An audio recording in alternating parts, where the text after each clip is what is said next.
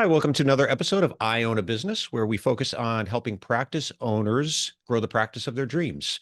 I'm your host, Dr. Steve Vargo, and I have with me here today Dr. Mike Neal. Dr. Neal is a practicing optometrist alongside his wife, Dr. Amy Neal. Excuse me.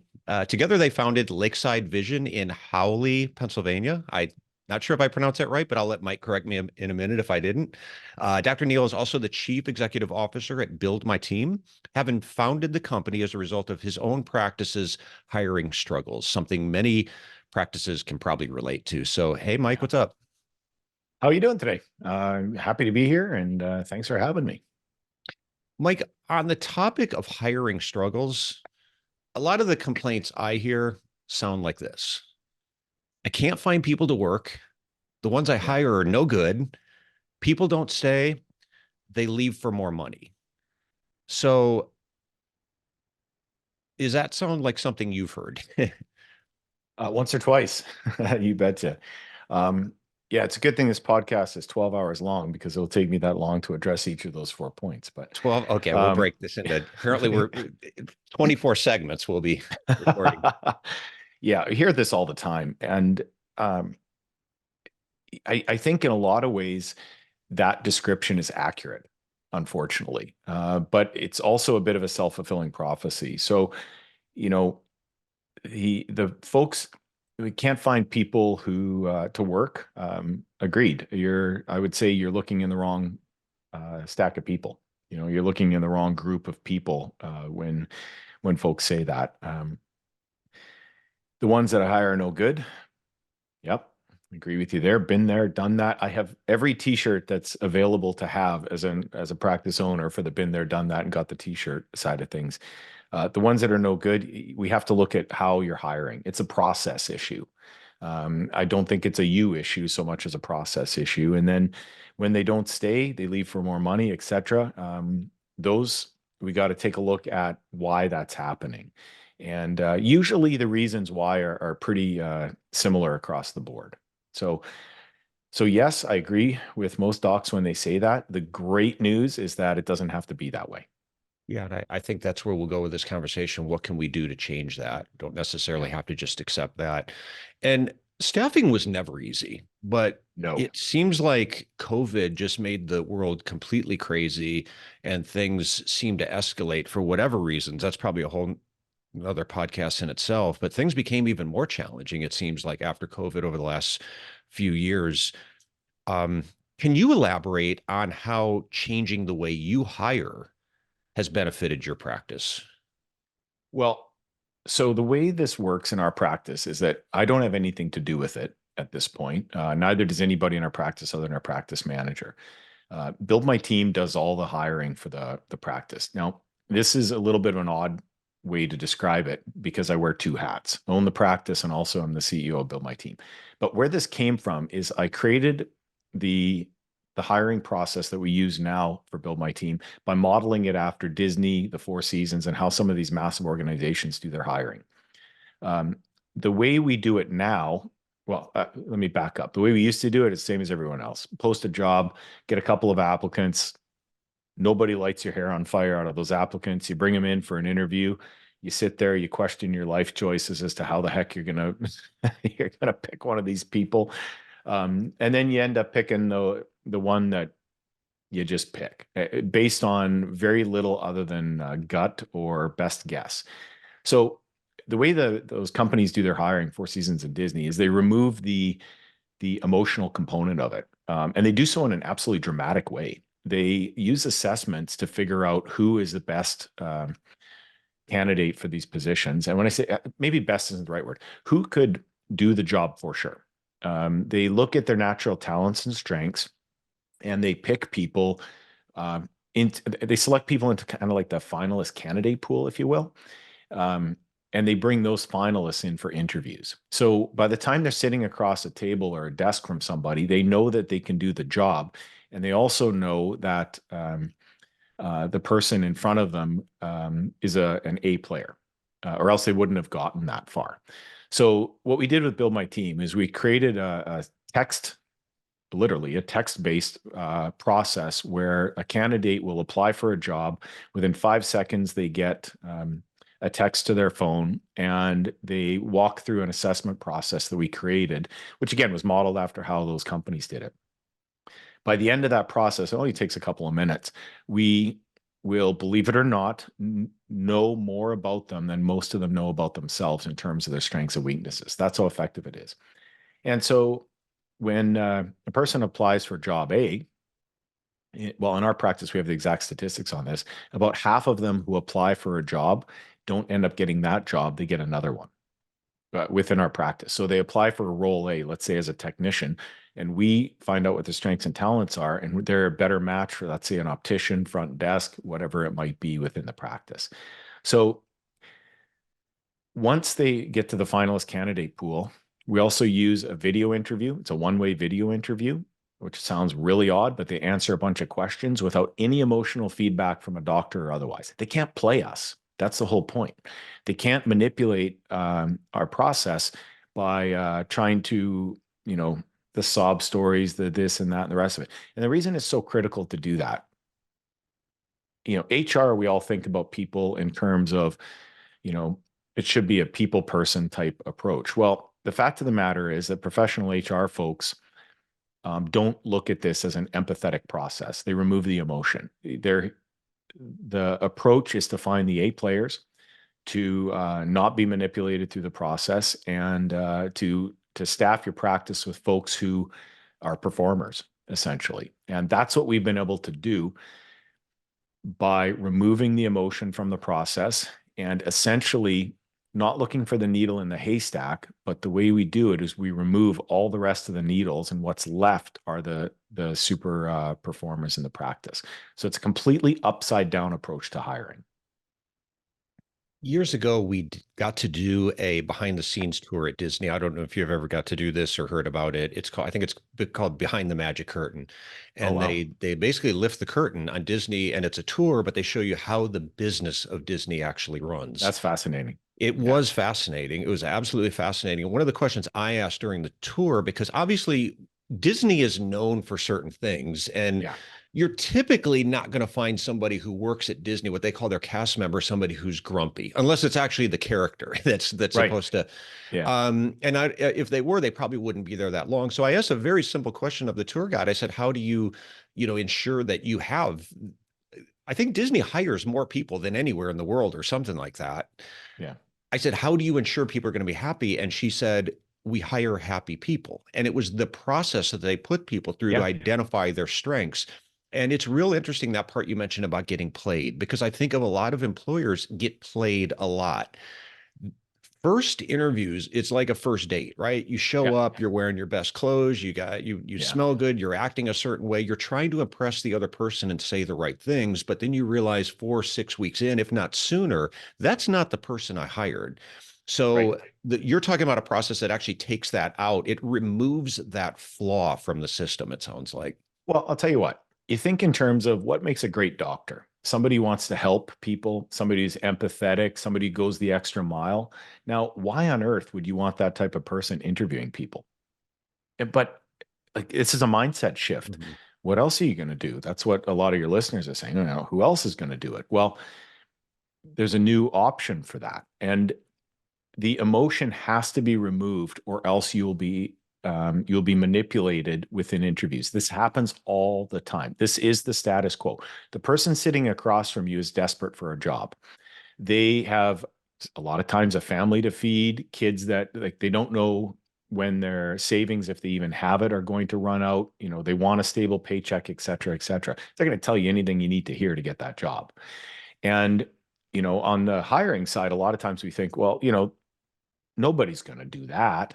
Or, you're not thinking in terms of they're going to work for you for a couple of months until they can find something better. You're not thinking in terms of, well, hey, I'm really excited today that my practice is a stepping stone for you. But that's essentially the issue that we all face when we're interviewing. So flipping this around, the psychometric assessment process exists. It can be incredibly accurate, not all the time, but can be. And the way we've done it, outputs incredibly reliable results. So we are, as I mentioned, we're rejecting approximately 97% of people depending on the type of position. And when I say rejecting, our software for Build My Team will the actual output is a thumbs up or a thumbs down. That's the actual output of the software. And so if we get a thumbs up, those people move to the next step, which is the video interview. And when that's all said and done, the finalists are sent over to the practice. So, and I forgot to mention that also includes writing a job description and publishing it out to 22 different job boards. So to address your first point, the way we get the number of candidates we do is to write a terrific job description and then send that out um, to 22 different job boards. Getting the type of people who want to work is done through the psychometric side of things. Getting them to stay is a result of matching their strengths and talents, which they naturally have, to the position that they're asked to do, so that they're not a round peg in the proverbial square hole for 8 hours a day, day after day. And then on the money side of things, we generally don't bring in people with experience. Now, this is a bit of a shock to a lot of listeners. Why wouldn't you want somebody with experience? Well, because I will categorically tell you it's a lot more work. Well, that's a little bit odd. Now we got to untrain somebody. You have to undo something that they've been doing for a long time, and it doesn't work well with people. It sounds like a great idea, but the real solution is to take a terrific, um, talented person with natural strengths and talents who's smart, and we do measure that, put them into a role. They learn super quickly, and now you don't have to have the bad habits at all. This is a person you can basically mold to the position that you want. And that's something we're able to do reliably in 8 different healthcare professions in about 40 states of the country. It's interesting. How would you respond to the office that says we don't have time to train? So you're talking about taking somebody who Yeah. doesn't have experience, and they're both challenging in their own way, right? One, I think we Sure. look at the person with experience, and you make a great point. We've got to untrain the way they were taught to do things before, maybe untrain bad habits. So that's a challenge in itself, but also bring on somebody with no experience might not be quite as challenging for that front desk receptionist person, but the optician or Yeah. maybe a technician. But to the office that says we don't have a lot of staff to begin with and we don't have a lot of time to train, how would you respond to that? Well, I think the thing is, I understand that having like somebody will leave your practice and you know 2 weeks notice, that's almost a joke at this point.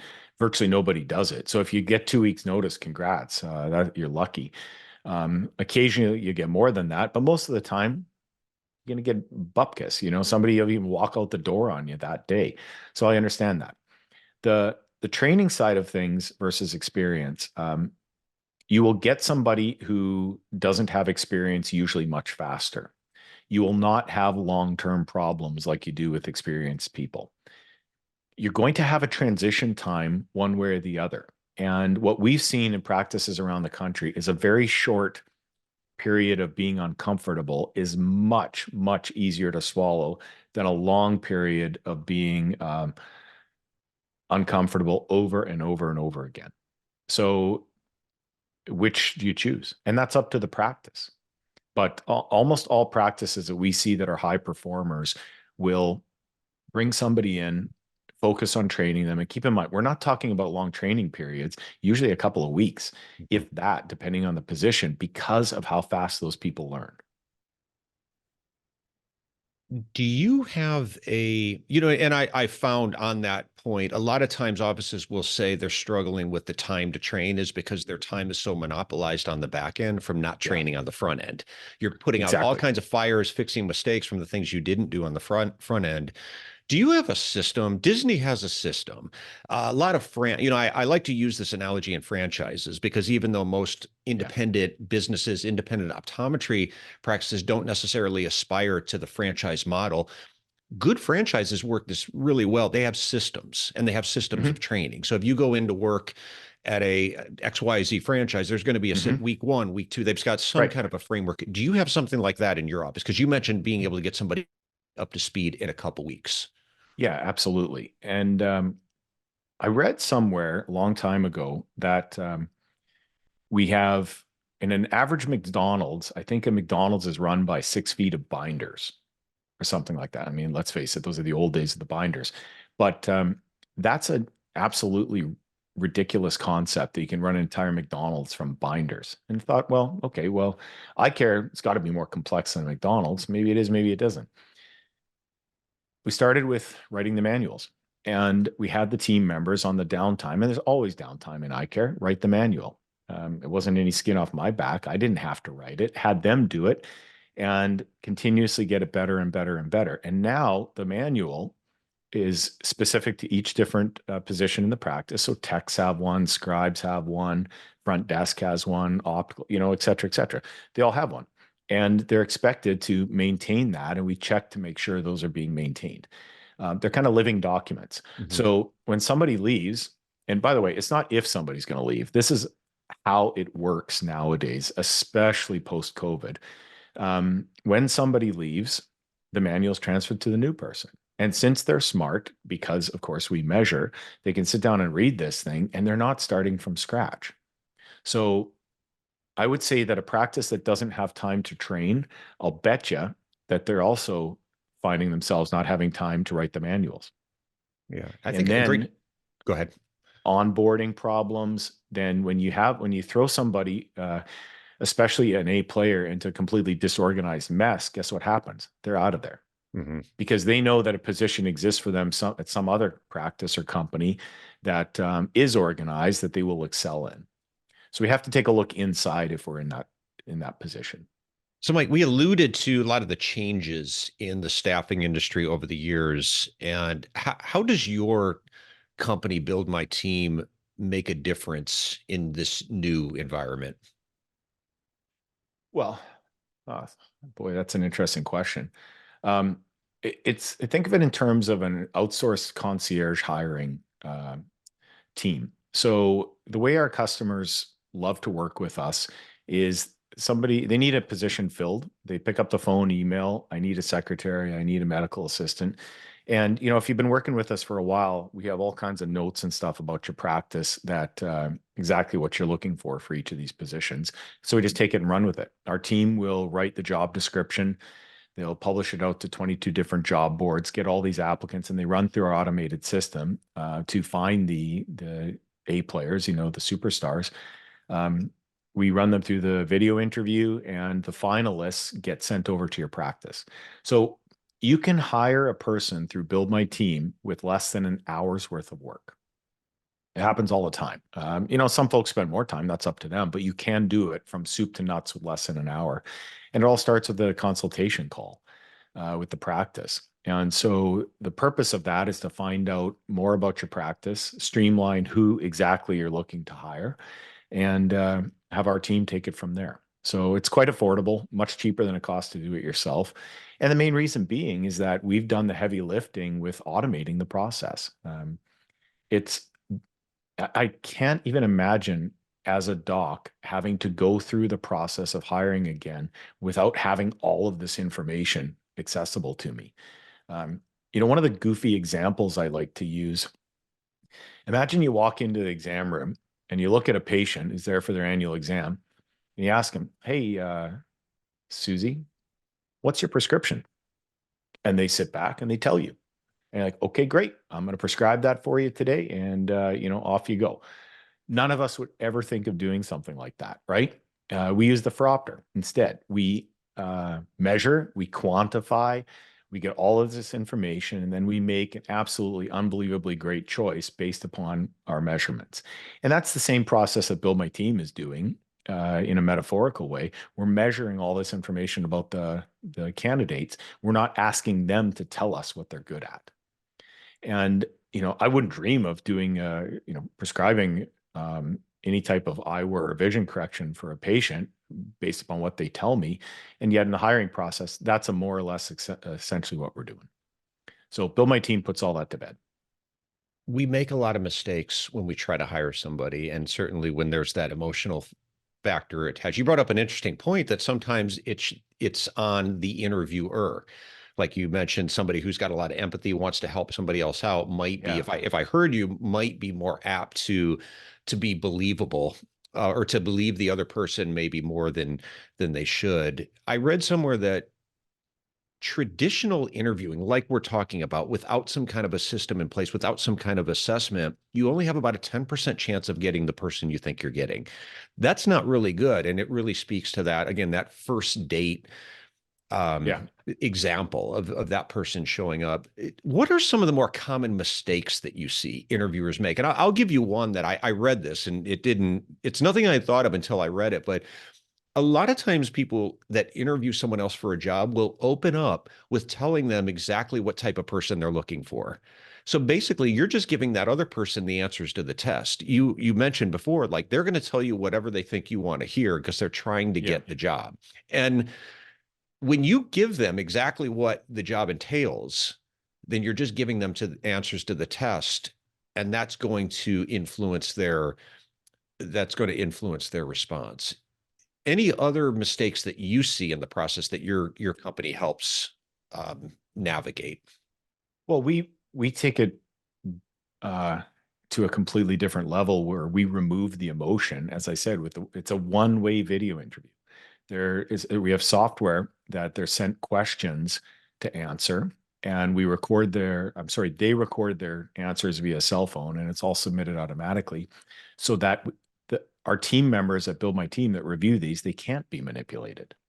Um, so it's so important to me that that process is maintained, because otherwise we immediately see the results start to plummet. Now, 10%, boy, that's abysmal. That's a pessimist that's writing that statistic. I might spot them double that at 20%. It doesn't matter. You flip it around.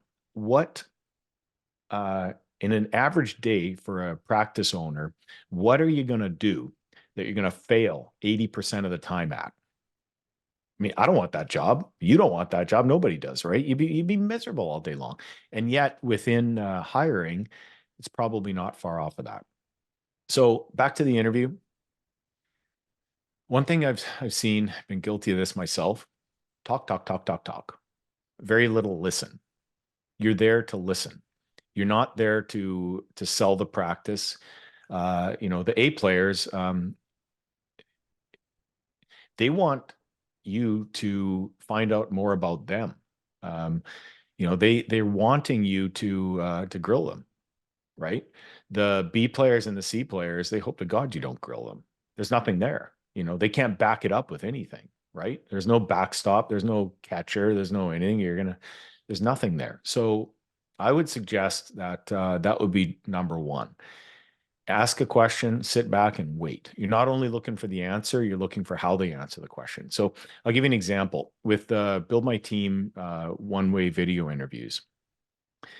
The questions are all identical for each candidate, and it's not so much the answer that we're looking for. Of course, that's a component of it. I don't know what the weighting is that the team uses, but maybe it's 30% answer, 70% how they answer, right? Are they dressed for an interview? Are they in tank top and shorts? Um, we have people who look spectacular when they're dressed for an interview. They're very respectful. They're have terrific manners. All those things. We have other people who will make it through the process, and this is rare, but there's no way on God's green earth you're going to hire somebody like that because of how they're presenting themselves. So in an actual interview, I'd say listen first. If you're not impressed with how that person's answering your questions, then just keep in mind that when they're answering patient questions, those patients aren't going to be impressed either. And that again becomes very difficult to try and navigate that. As you said, 10% of people you're going to be happy with. Boy, all I can take from that type of statistic is it's time to change the game. Mm-hmm. Yeah. Because you are set up to lose. Yeah. Yeah. Um, Let me ask about the 10,000-pound gorilla in the corner, compensation. How do you handle Mhm. that discussion around compensation? So let's assume they go through the process and it's somebody who, through everything you've done through the assessment, seems like it would be a good fit for the practice. Now the conversation Yeah. around money comes up, and that's a common issue that a lot of offices and really businesses that are struggling with is dealing with a work Operating in a work environment where people seem to want more money, but trying to contain that within payroll as well. So, what is your typical approach to having that discussion around pay? So at the bottom of our insight report, which is the output or that Build My Team gives a client, one of the questions that we ask is what type of hourly rate are they looking for? And we get the candidates to specify that. That way, we're not having a super awkward conversation later on. I'll give you an example. This is so incredibly powerful that it pretty much pulls the rug out from underneath that question that you're asking. Somebody comes in, they want $13 an hour. Okay, well, that's pretty darn low in most of the country. Let's say the position's willing to offer 17 an hour. They are asking for 13. Um, what's our advice from a Build My Team standpoint? Like, what's our team going to suggest to the doctor? We're going to suggest you pay 14. Well, why would you want to do that? Well, probably the candidate is lowballing. So make sure they get the job, pay 14. You are giving an extra dollar an hour more, which for people at that dollar amount is a tremendous amount of money. And you're also going to build immediate goodwill with that candidate that you're not messing around. You want great people. You're willing to pay for great people. And by the way, you expect great performance. So when this all adds up, you're going to get much, much, much more out of that candidate than $14 an hour. I mean, good grief, you're going to get all kinds of productivity out of them. Now, the other side of that is somebody applies, you're willing to pay 17. Somebody wants $28 an hour. God bless you. Moving along. They're just moved out of our process. There's enough fish in the sea that they can move on out of that process. We're not going to suggest you hire a mercenary. That somebody who wants 27 today, 27.50 tomorrow, and is off for a quarter and a dollar, sorry, a quarter an hour more. No. So that's one of the ways that we get around that right up front. And that is completely automated as part of the process. The productivity part, I think, is something we don't look at enough. And I've seen some owners think really small when it comes to pay. They'll be like, well, this job pays 15 an hour, but he or she wants 16. And it comes up a lot with opticians because opticians can really drive revenue a lot. Yeah. But and I've seen that small disparity. And yeah, there is a point where sometimes you just have to wish someone well. It's so far off Right. they're just not within their request is not within what you're able to do. But I've also seen some doctors just go back and forth over $1, $2 an hour on somebody that could potentially add a lot of revenue. So I think it's important to keep the eye on, and that's really how your process is designed, right? To get better, more productive, higher performing employees that should by nature drive up the revenue, which allow you to pay maybe above market than your competition. And it works. It works wonderfully well, primarily for two reasons. One, we're not bringing in people with experience. So you can take somebody out of some horrible job that is a terrific fit for being an optician. You can teach them how to be an optician through the courses. I mean, I think the American Academy of Opticianry is $1,000 for the course, right around $1,000. And you say, well, that's a lot of money. It is. If you're used to spending it on people who don't show up for work, who cause all kinds of problems and leave you after a month, I would agree. It's wholeheartedly ridiculous to spend on that. However, you take a superstar, a player who wants to be an optician, you give them all of the opportunity in the world, and you see them just munch through this course as fast as possible. They just consume it. Next thing you know, in 3 months, you've got somebody who's a pretty decent optician. And by the way, is also doing dispensing and taking the easy parts of the job within 2 to 3 weeks. So I would argue that if you're talking about the dollar an hour or more, perhaps on the owner side of things, your time would be better spent working on helping them create the value to get you $5 to $10 an hour more, but you're only going to pay them 1 to 2. That's where the time's better spent. Mike, let's go there. In fact, let's close out there because most of what we talked about has been assessing people and getting the right fits through the hiring process. So now you've hired an individual. Now what? Right. So now we talk about retaining them. We talk about getting more productivity out of them. There's a saying that goes, people don't leave jobs, they leave bosses. And there's, that's not absolute, but there's probably some truth to that. What have you done as a leader to promote better retention and a better culture within your team so people actually want to stay, and not only want to stay, but you've designed that culture that people show up and produce at a higher level? So a little bit of an odd answer to that. I got out of the way. That's my biggest part of that answer. We have a practice manager who's terrific. We have our operations manager who both runs Build My Team and also oversees the practice. He's fantastic. His name's Frank. And my role, as soon as I realized what they were bringing to the table, is to get out of the way. They're much better at the role than I am. They're much better at it than I'll ever be. And why would I want to do their job and pay them at the same time? I mean, I don't. That's the whole point. So I've switched my role from trying to do all of that stuff, which I generally wasn't very good at all, to creating an exact game plan that I want, the vision for the practice, the growth of the practice that I want them to execute. And then my role becomes finding out what tools they need and resources they need to execute that successfully. So to sum it up, I stopped doing and instead started planning a lot, and making sure they had what they need to do what they need to do successfully and get out of the way. And if anybody's wondering whether or not this works, our net income went up a tremendous amount by just doing all of bringing on the A players, getting out of their way and letting them do their jobs. You'd be surprised at what a practice is capable of in terms of net income when that happens. Yeah, and it all comes full circle, I think, to doing the It right does. things on the hiring and getting the right team. It affords you the luxury of being able to get out of the way because now you've built a Right. better culture. There's an environment of trust, and you can step away. You can't do that when you've got an incompetent staff, right? Nope.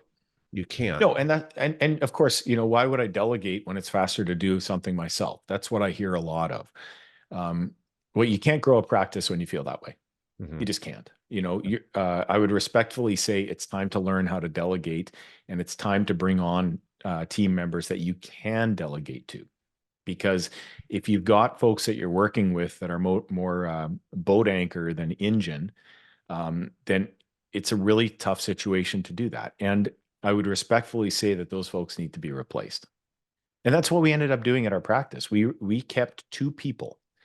When Build My Team took over the hiring, we actually only kept two people out of everybody, and the rest of the team was methodically replaced over 18 to 24 months. Mhm. And it was nerve wracking. It was all of those things. And now, oh, good Lord, we never look back. No interest in ever looking back. I hear that all the time when somebody has an issue with what we might call a toxic employee, and they keep Yeah. them way too long. And it's almost 100 times out of 100, what you're going to hear when they finally let that person go, they'll say, I should have done that a long time ago. Well, There's almost yeah, no and regret. I've got two really uh, aggressive things to say on that whole concept. One, um, you can't live in fear. Okay. These toxic people, they do all kinds of things to make the doc and the owner live in fear. I've been through that a whole bunch of times. What would happen if we lose X, this person? Well, what needs to be done before you end up, like, you're not going to walk in on Monday and just pull the trigger on that. You need to get your ducks in a row. First of all, Build My Team a call. Tell us you have toxic Kathy or toxic Susie or toxic whomever, and they need to go. And we put together a plan to find you the right people, get that process rolling, get some documentation of their positions and all that stuff. But that the fear is one thing. The second thing is docs generally, there's a term I coined called talent certainty. How would you run your practice if you were 100% certain that you could get the talent that you need for your practice within a reasonable period of time? Not live in fear, not be terrified, not think, oh my God, what are we going to do without this person?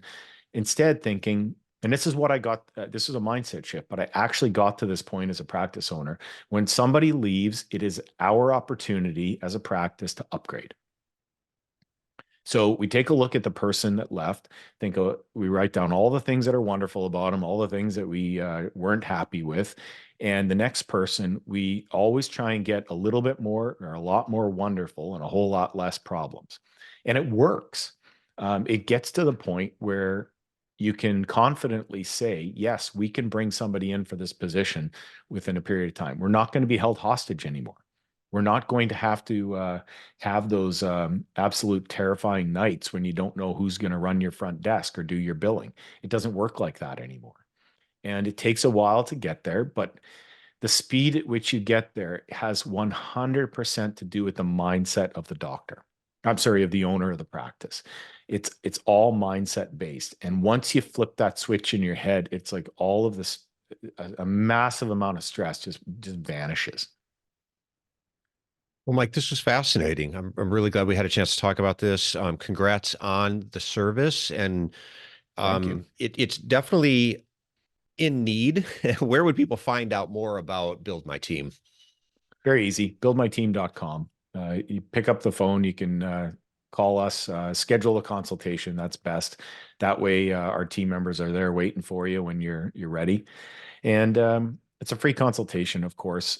Just tell us all about your practice. Tell us what your actual, like, as honestly as humanly possible, what your actual problems are in the practice. And it's that open communication that allows our team members to truly solve your problems with the hiring components of the practice.